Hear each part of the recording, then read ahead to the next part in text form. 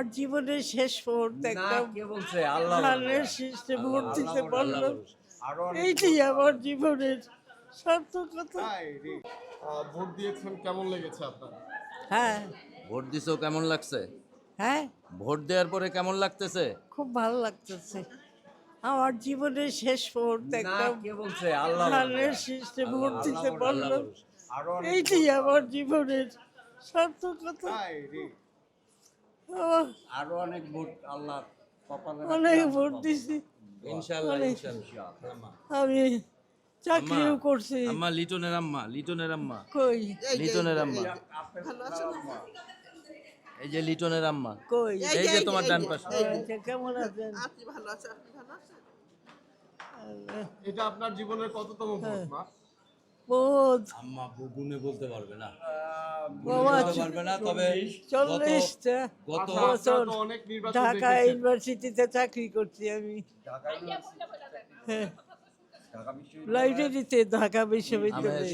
শোনো উনি বলতেছে যে এইটা কততম ভোট দিলা, এটা আসলে বলতে পারবে না, তবে গত 15-17 বছর তুমি ভোট দিছো। না, মনে হয় না। বিএনপির এই ইলেকশন আর পাই নাই তো। অনেকগুলো ইলেকশন তো দেখেছেন, এবারের পরিবেশটা কেমন মনে হয়েছে আপনার? আগের ইলেকশন তো দেখছো, এবারের পরিবেশ কেমন মনে হয়? এটা খুব ভালো লাগছে, খুব ভালো লাগে। খুব ভালো লাগছে এই পরিবেশটা। হই নাই, চই নাই, কোনো কিছু নাই, কিছু নাই। হ্যাঁ। আমার আমার জন্য দোয়া করবেন আপনারা, আমিও দোয়া করব। আপনার সাথে কে আসছে? হ্যাঁ, তোমার সাথে কে আসছে? আমার ছেলে, দুই ছেলেই আছে এখানে। দুই ছেলেই আসছে, আর পরে মেয়ে আসছে, ও, মেয়েও আছে, বড় নাতি মেয়ে। নাতকুর সবাই আসছে, আপা আসছে, এই যে ডান পাশে আপা আসছে, হ্যাঁ, আমাদের লিটনের আম্মা, খালাম্মা আসছে, তারপরে বাবা, লিটনের ছোট বোনটাও আসছে। বহু ইলেকশন গেছে দেখছি, ঢাকা ইউনিভার্সিটিতে ইলেকশন করছি। দিয়েছি। কেমন লেগেছে? খুবই ভালো অন্যান্য লাগলো। বছরের তুলনায়? অনেক পরিবেশ অনেক সুন্দর।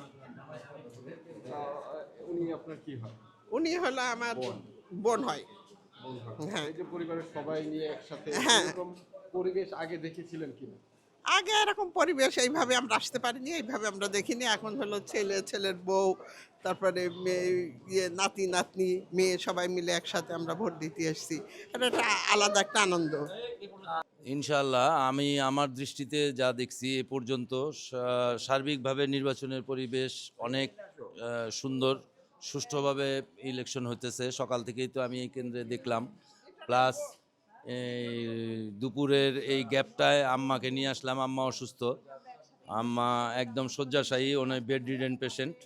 ওনার জীবনের শেষ একটা ইচ্ছা ছিল যে উনি এবার ভোট দিবেন, কারণ এর আগে নানান প্রতিকূল পরিবেশ, এটার জন্যই উনি ভোটে অ্যাটেন্ড করতে পারেন নাই। 18-তে আমরা এসে ফিরে গেছি, 24-এ আমরা অংশগ্রহণই করতে পারি নাই। এবার আমাদের সেই সুযোগটা আসছে। আমার মায়ের অনুরোধ ছিল যে উনি যেন ভোটে অ্যাটেন্ড করতে পারেন, আমি সেজন্য সর্বাত্মক চেষ্টা করছি। আমি ওনাকে অ্যাম্বুলেন্সে করে আনছি, এবং আমি এই প্রিজাইডিং অফিসার সাহেবের, দেলোয়ার সাহেবের প্রশংসা না করেই পারতেছি না। ওনাকে আমি গতকাল ইনফর্ম করছিলাম, উনি আমাকে যথেষ্ট সহযোগিতা করছেন। এখানকার প্রত্যেকটা আইন প্রয়োগকারী যে সংস্থা আছেন প্রত্যেকে, পুলিশ, আনসার, এইখানে যারা দায়িত্বপ্রাপ্ত আছেন, ভিডিপি, প্রত্যেকেই আমার মায়ের জন্য যথেষ্ট উপকার করছেন, কারণ ওনারা ট্রলি নিজে তুলে নিয়ে আসছেন। আমি অ্যাম্বুলেন্স থেকে ওনাকে হুইল চেয়ারে ট্রান্সফার করছি, ওনাদের সহযোগিতায় আমি দোতলা পর্যন্ত উঠতে পারছি। এবং আম্মা বুথে যে নিজে ভোট দিছেন, এই সুযোগটা পাওয়া এটা একটা ভাগ্যের ব্যাপার আমার মায়ের জন্য, আমাদের জন্য। ঢাকা বিশ্ববিদ্যালয়ের জিওলজি ডিপার্টমেন্টের অ্যাডমিনিস্ট্রেটিভ অফিসার ছিলেন। তো উনি আসলে খালেদা জিয়ারে ব্যক্তিগতভাবে প্রচণ্ড পছন্দ করতেন, এবং বেগম জিয়া পারিবারিকভাবেই জিয়াউর রহমান সাহেব এবং বেগম জিয়ার ডক্টর মোশাররফ হোসেন সাহেবের ডিপার্টমেন্টের কারণে উনি আরও বেশি বিএনপির প্রতি তার একটা প্রবল দুর্বলতা এবং আবেগ কাজ করছে, এবং বেগম খালেদা জিয়ার জন্যই উনি আজকের এইবার ভোট দিতে আসছেন।